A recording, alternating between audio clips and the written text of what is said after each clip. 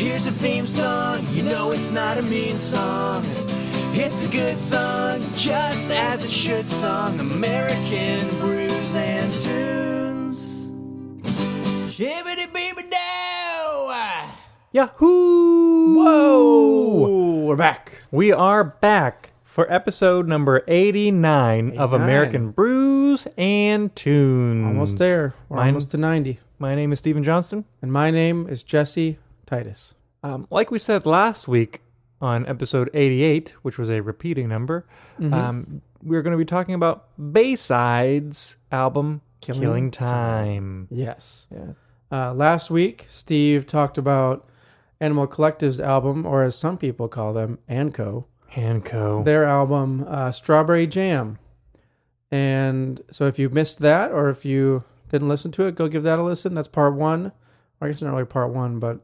Kind of, because we're going off base since it was 88 repeating bands. Yeah. So that was part one of this that album was episode. More strawberry, less jam. JK. Hey, strawberry's a good thing. I kid. Strawberry is a good thing. I love strawberry. Yeah. A great fruit. But anyway, I'm going to be reviewing or talking about, or we will be talking about Bayside's album, Killing Time. What a great album. I guess. I don't know. We'll see. I don't know what I think about it. You don't know what I think about it. We'll find out. Have you listened to it? If not, listen to it. Yeah, give it a listen. But first, we're going to be trying a beer, as we always do on American Brews and Tunes. And this beer is, it's a limited seasonal release from Braxton Brewing Company. We've had some of their beers before on the podcast, and all of the ones that we've had have been pretty darn good. Yeah, I'm a Braxton fan. I can say that confidently. I am definitely looking forward to this beer. It is called Jubilee Hoppy Holiday Extra IPA. This is just a description on here. It says, a gift brewed in the spirit of the season. This double dry hopped extra IPA lights up with bright citrus hop aroma and flavor with subtle notes of fresh pine reminiscent of the festive evergreen tradition. Christmas tree. Interesting. Jubilee is a hop-forward holiday treat sure to make your celebration extra merry and bright. And today we're celebrating another episode of American Brews and Tunes. Worthy of celebration. It is clocking in at 8% and 100 IBUs. Say, I think that beer we had last week was also 100 IBUs. It was, but that one was 9%. Oh. Yep. Interesting. So before... This said double dry hopped. I don't know if we've ever talked about that, but it's my understanding that dry hopping is when you add hops during the fermentation as opposed to during the boil, during the brewing process. Yeah. So that adds a more hoppy flavor. It's a slightly different flavor, yeah. So we'll see if we can taste that in this beer. Yeah, let's give it a crack and a pour, shall we? Sounds like a plan. I'm trying to remember the Braxton brews we've had on this podcast before. I know I had their New England Experimental IPA series. Okay, yeah. So they do these New England IPAs, and I guess they rotate some of the ingredients and stuff that they put in there. I was a big fan of that. I'm just going to go out on a limb and say this one is not a New England style IPA because it looks fairly clear. Yeah, I don't think this one is. I think it's probably, it's just an extra IPA, I guess. Just an extra IPA. I've seen extra pale ales like Dale's extra pale ale, but I've never seen an extra IPA. Yeah, so I don't know. I think it just means it's supposed to be extra hoppy or something. What? Untapped defines the beer as an imperial / double. Yeah. So I guess that's just kind of what it means. It also has some other descriptions on here saying flavors of orange, tangerine, mango, and pineapple with subtle fresh pine notes. I'm always a big fan of subtle fresh pine notes. So it's got an interest. It does have a bit of a fruity smell to it. It Less does. hoppy. It smells really sweet. Yeah, not as hoppy as I was expecting. It definitely smells like orange. That's so weird. Yeah. It has a really sweet citrus sniff. Maybe that's the Jubilee there. It could be. Jubilee. Jubilee. Do you believe in Jubilee? Do you believe in love after love? Oh, man. Remember Jubilation in Bronze, the handbell choir? Yeah. Oh, man. Jess and I went to a handbell choir concert in our college. I forgot it was called Jubilation in Bronze. Oh, I never forgot. I think about that often. Remember that guy singing? Silent night. Oh man, that was not vibrato. He wasn't singing in the. Did they have a choir with them, or was he just? a guy No, in they the invited audience, right? everybody to sing the last rendition of Silent Night, and he was right behind us. For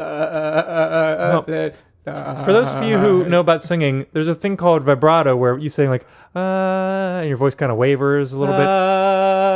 Yeah, it's a desirable sound. This guy was trying to do that, but he sounded like a sheep. Silent night. Like, have you ever seen Babe, the movie? Remember when the pig has to talk to the sheep? Like that. Oh, I forgot about that. What a great movie. Well, I didn't forget about the movie Babe. I forgot about that guy. I think about that guy often. I get a smile on my face. Yeah. I think about him often. Yeah. That's so funny. You're just like, hey, man, remember that guy at the Handbell concert? And I laughed to myself. Singing like that. That's hilarious. I LOL'd that day. Oh, yeah. I think we both laughed quite a bit during that concert. That was hilarious. But enough of jubilation and bronze. Let's talk about this Jubilee. Jubilation and beer. Shall we give it a try? Let's give it a try. As we always say on American Brews and Tunes, shibbity-poo-doo! Down the hatch. It's got Wow. It's got a bit of a piney, kind of a piney and malty.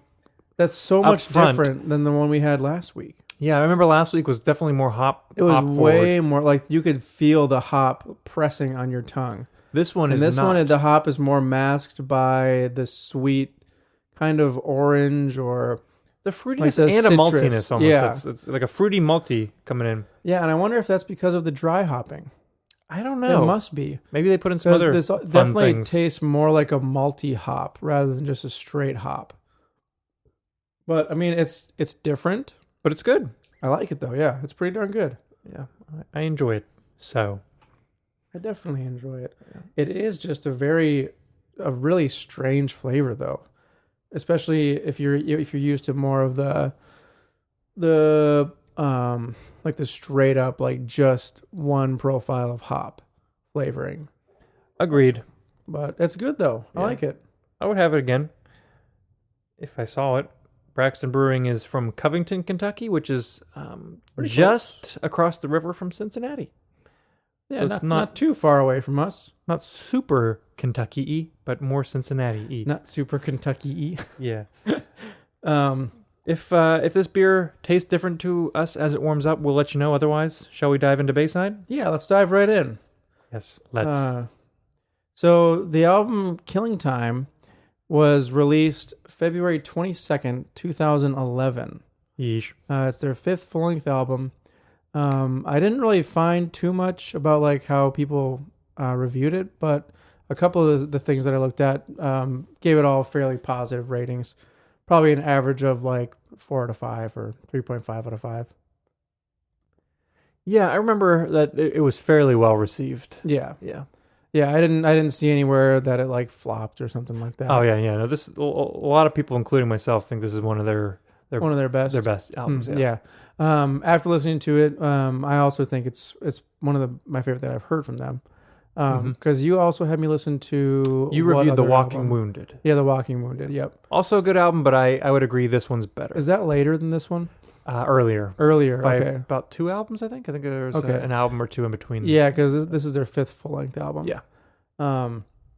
They had a lot of good support for this album in terms of tours. Yep. I was reading on Wikipedia that they did a co-headlining tour with Silverstein, and they were supported by Polar Bear Club, Texas in July, and the Swellers. Nice. Were on that tour as well. Swell. Swell.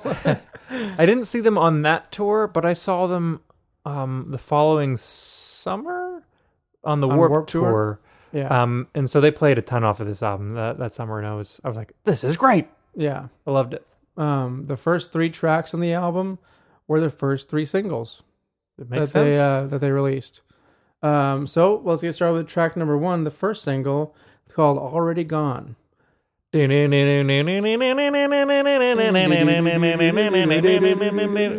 great little riff. Yeah, a really good little riff. Throughout the album, they definitely use riffs well to kind of as either like an introduction to to the song, or Somewhere throughout the song in general. yeah, like ties the chorus and the verse together, or ties, whatever else together.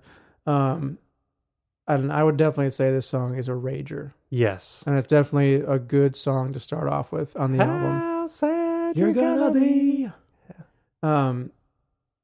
The guitar is really heavy and thick Mm-hmm. on this record, and you can definitely hear that in this first song. Oh, yeah. And they definitely still have the same type of melodic choices that Bayside generally has. Yeah. It's always very dramatic and very soaring, and like the melodies are all really well thought out. And I know we talked about it the last time you reviewed it, but it's almost like he's writing for a musical. yeah, it's almost Kind like of. he's writing for a musical, or like a play that has Yeah. a musical number in it. Yeah. And not that that's a bad thing. It's not my preference normally. Yeah. It definitely sounds amazing. Like, it sounds really good, and it works really well, especially with his voice. Mm-hmm. But anyway, I believe this is a song about a breakup of a girlfriend or a wife. I would be surprised. Because didn't he go through something, Anthony Ranieri, the singer? He had a divorce, but that was well after this. That was well after this? Okay. Yeah. Okay, that's what I was remembering. But yeah, this song is just fantastic, and it's my first recommendation. He has a song a couple later albums, I think, called Two Letters. And the two letters that he doesn't want to say are X. EX. EX. Yeah. But anyway, on to track number 2. It's called Sick, Sick, Sick. Oh, this is one of my favorite Bayside songs of all time. Yeah, it's a fantastic song, and it's also my my next recommendation. Good choice. This is definitely a song about a toxic relationship Yep. or something like that. Very much so. It almost seems like he's talking about a marriage, because of the first line in the song. He says, "I curse to hell the magistrate who granted this unholy fate. But I know, I asked for this myself." I'm bound by law to hell. Yeah. And it's sick, sick, sick. Yeah. Do-do-do-do-do. Good metaphors in this song. Do-do-do-do-do-do-do. Very musical. Yeah, very much like a musical. He uses a lot of good metaphors throughout the album. Yeah, he definitely does.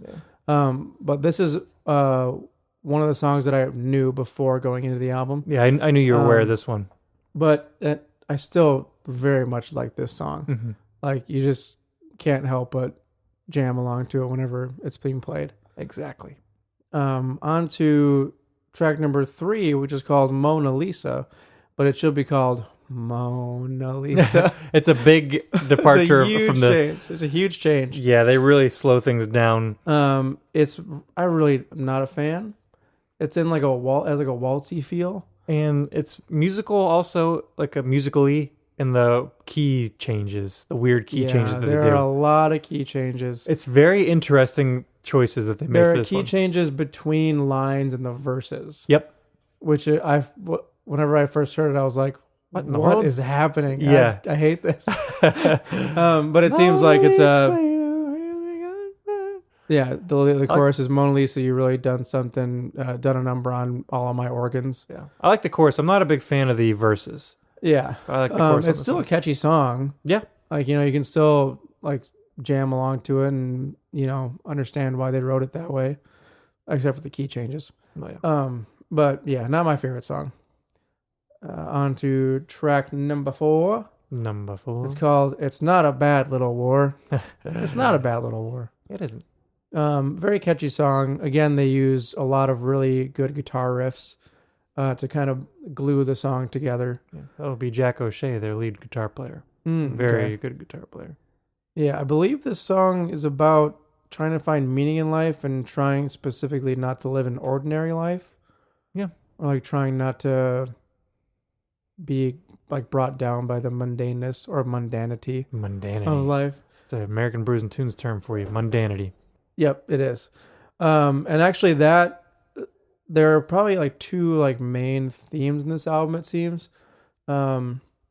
which really tie together with the title of Killing Time. Mm-hmm. Kind of like trying to deal with the mundanity of life or the mundaneness of life, and also like wasting time in places where you shouldn't be wasting time. Very cohesive album in that respect. Yeah, it definitely is. It's also a cohesive album in terms of sound. Only 10 songs and like between 30 and 40 minutes long. 40-some minutes, yeah. And all of them sound very cohesive, but there are a couple that are different, but departures, but I think good departures. Yeah. On to track number 5, which is kind of one of those departures.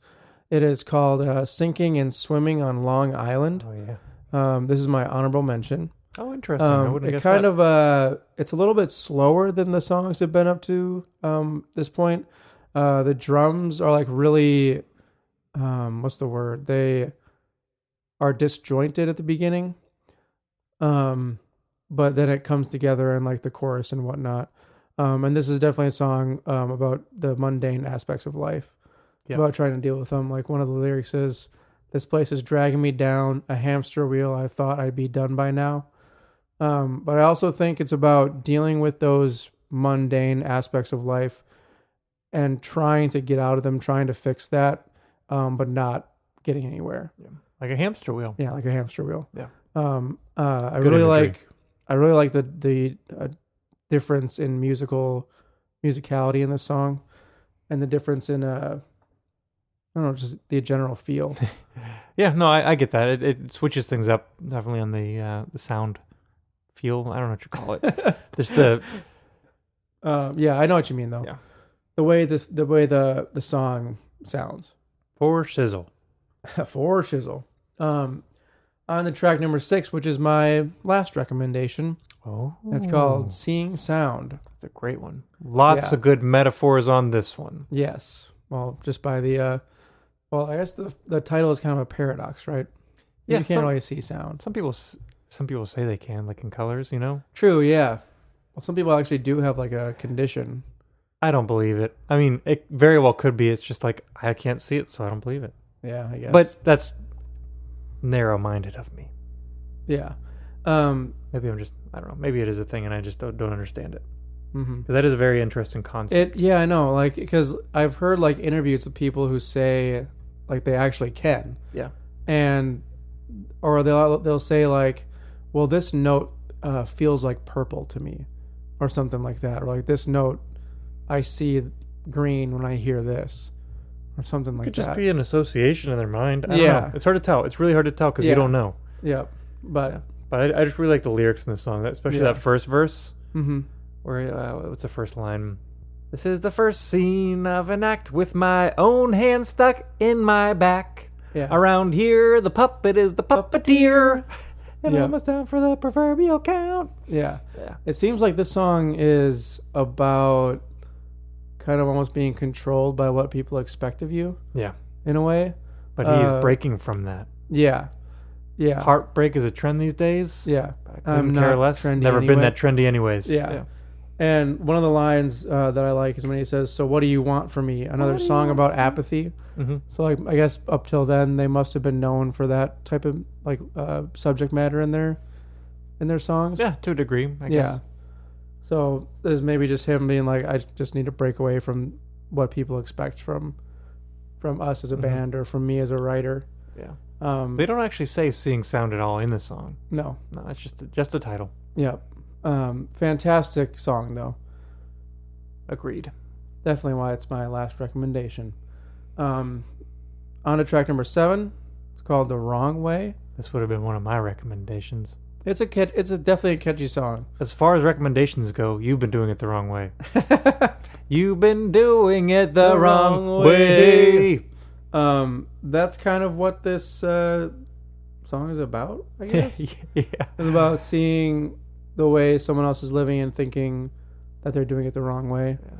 The line, "You're the type of girl who puts on Cyanide cyanide perfume, perfume, then asks for all kisses on from the the men, neck from all the boys. men in the room, or Yeah. boys in the room, From all the whatever boys it is." in the room, yeah. Yeah, it's Lines goofy. like that are like, oh, this is definitely a musical. Yeah, I could see that being a part From of all the musical, the boys in the room. like the Who with their the Acid Queen going Yeah. in there doing all kind of hullabaloo. Yeah.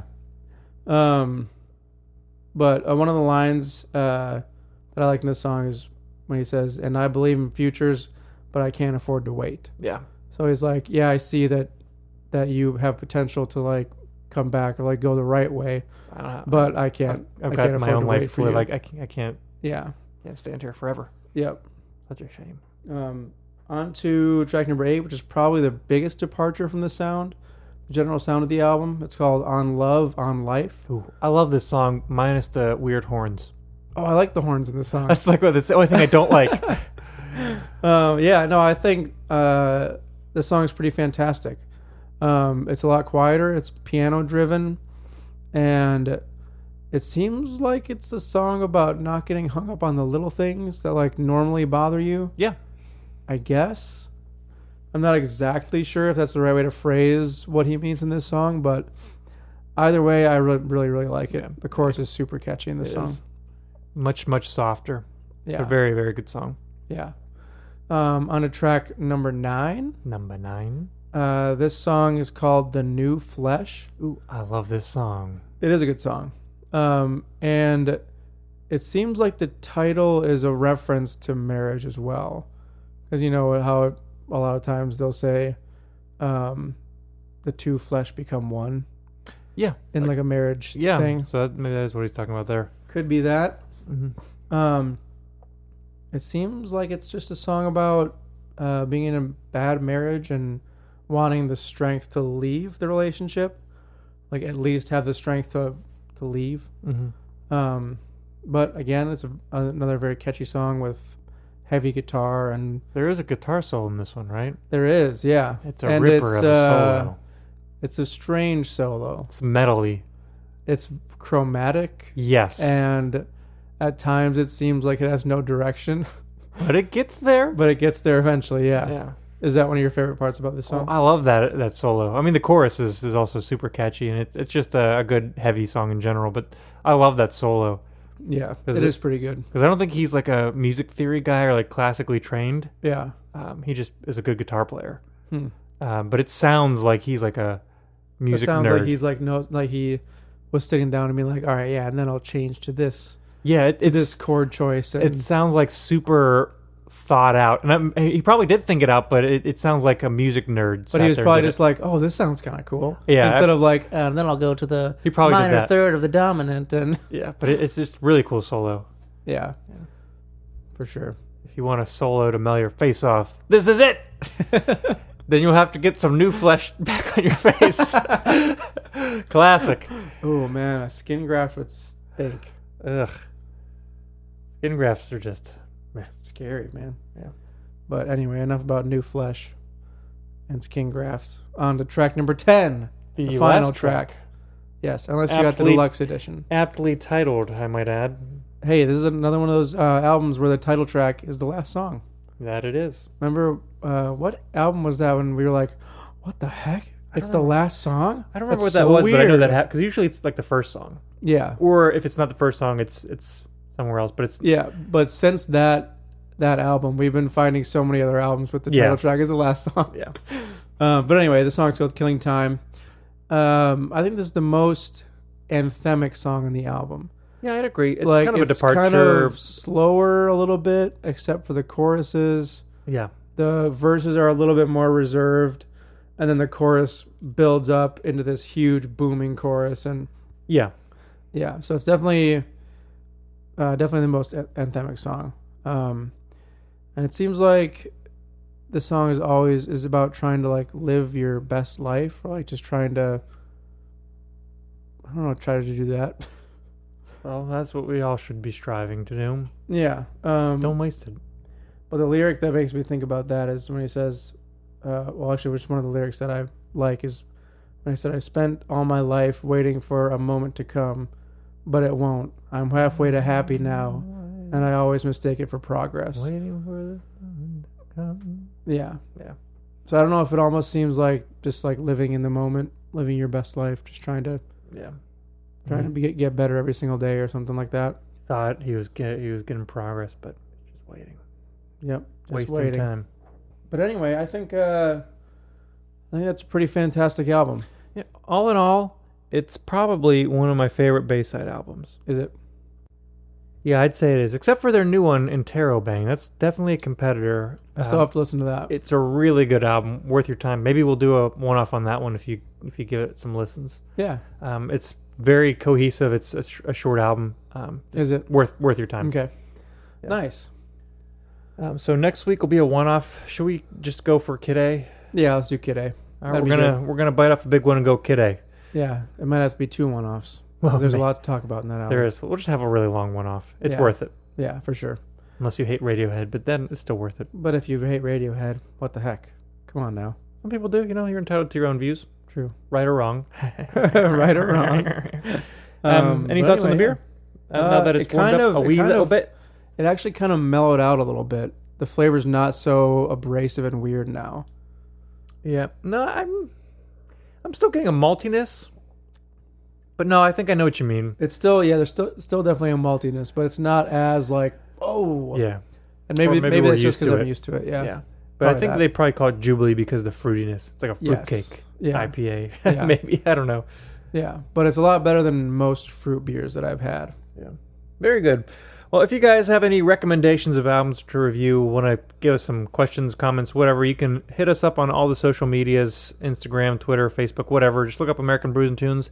We'll be there. We'll be there. Shall we finish our brews? We shall, yeah. As we always say on American Brews and Tunes. Shibbity people Down the head. Tasty.